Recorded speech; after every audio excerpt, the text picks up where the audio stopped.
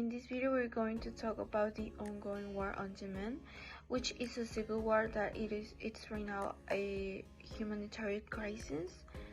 And although it origins from internal disagreements, it also involves international actors such as key countries like Saudi Arabia and also Iran.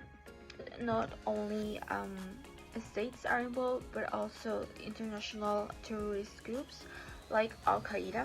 This analysis is important because it allows us to understand the magnitude of the problem from both the internal and international perspective, and also to understand the impact of each of its elements in order for us to come to a conclusion and bring up a strategy that will help us resolve.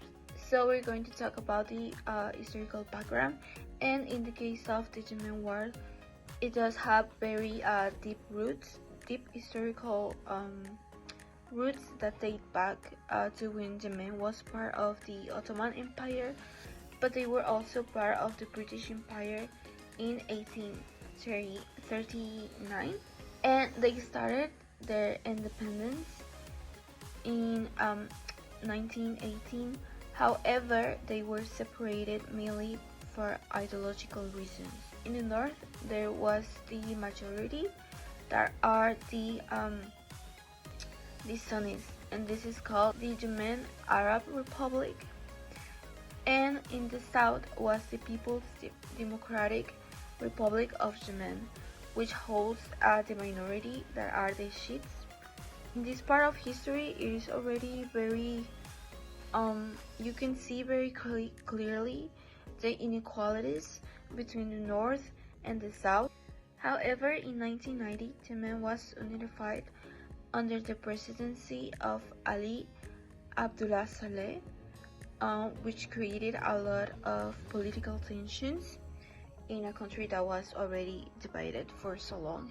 This is also one of the main causes of the conflict, which lead to inequality in this content in the south. For example, there were a lot of economic policies that benefited the north more than the south.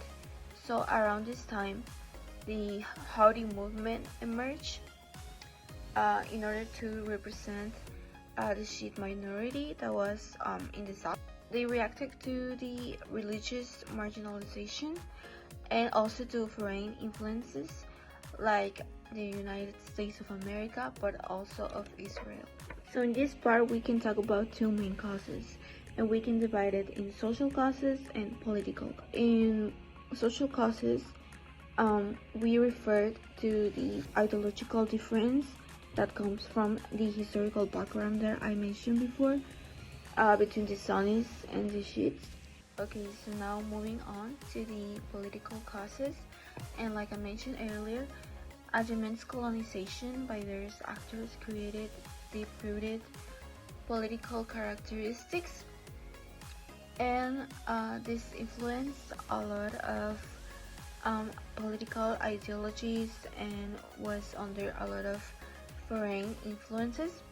There is also another important actor that is Iran, and Iran actually supports the Houthis, and it's speculated that they provide the terrorist groups with weapons. Now for us to understand a little bit more about the importance of this matter, I want to talk about the current situation.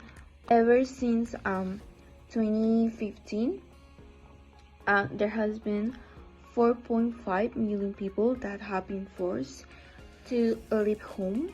If they don't have the luck and the ability to leave the country, they are being detained by authorities and also recruited by the terrorist group. And also there has been a little to no response from international actors on this matter and on these crimes of war. For example, there is a report that mentions that in October of 2021, the Human Rights Council rejected a resolution that would have renewed the mandate of the group of international and regional eminent experts of Yemen due to the pressure of Saudi Arabia. Lastly, the coalition of the Arab countries that are also intervening in Yemen, like Saudi Arabia, does not allow for humanitarian help to reach ground in Yemen. And for example, more than 7.4 million people need nutritional assistance, and also around 2.3 million children under the age of 5 years old are suffering from severe desnutrition. Hi, my name is Jorge, and today I'm going to talk about the conflict in Yemen. It's one of the most serious humanitarian conflict in the world today. The war in Yemen began in 2014 with the Houthi moving take control of the capital city, Sana'a, and forced the government to leave. Since then, the country has involved in a civil war, what includes many different actors and both inside and outside Yemen. This means about the conflict is not only national, it's also international. One of the main problems in the region is the political instability. Yemen has had weak institutions for many years, and different groups fought for power and control of territory. Another important factor is foreign intervention. Many countries like Saudi Arabia and Iran have supported um, different sides of conflict, which has made the war more complex and harder to resolve. This war has also created a major humanitarian crisis. Uh, Millions of people do not access to enough food. This war has also created a humanitarian crisis.